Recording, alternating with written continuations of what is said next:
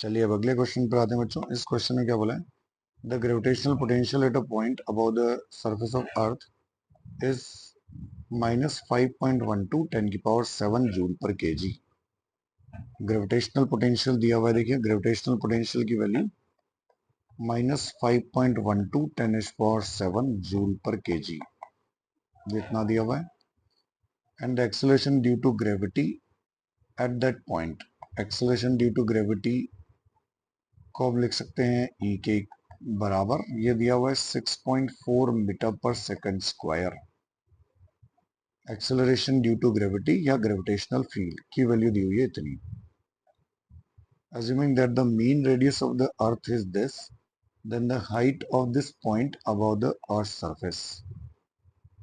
अब देखिए, जैसा इलेक्ट्रोस्टैटिक्स में एक रिलेशन होता है, वैसे यहाँ पर भी एक रिलेशन होगा। ग्रेविटेशनल फील्ड तो हम लिख सकते हैं बच्चों कितना, -dv/dr। तो ग्रेविटेशनल पोटेंशियल की वैल्यू दी हुई है अर्थ सरफेस से h हाइट पर, तो इसको हम लिख सकते हैं इतना।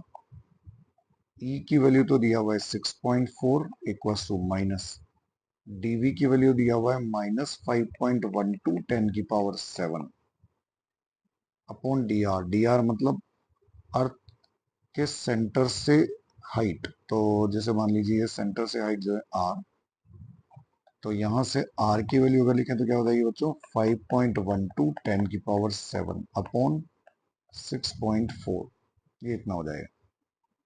2 पॉइंट यहाँ से हटाइए, 1 पॉइंट यहाँ से हटाएंगे तो ये बचेगा यहाँ पर कितना, 10⁶।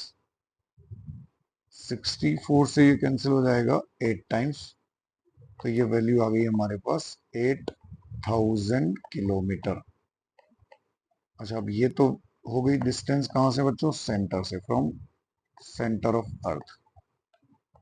हमको जो डिस्टेंस चाहिए वो कहाँ से चाहिए, सरफेस से। तो सरफेस से डिस्टेंस h को कितना लिख सकते हैं, वो लिख सकते हैं r माइनस एच।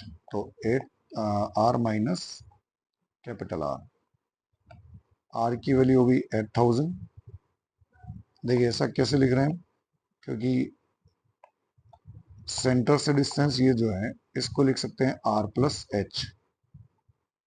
ठीक, r की वैल्यू हो गई हमारे पास 8000, अर्थ का रेडियस है 6400 किलोमीटर, तो हमको चाहिए हाइट। तो हाइट h की वैल्यू हो जाएगी बच्चों 8000 माइनस 6400 किलोमीटर, मतलब 1600 किलोमीटर के बराबर। तो करेक्ट ऑप्शन क्या हो जाएगा, 1600 किलोमीटर। ठीक है बच्चों।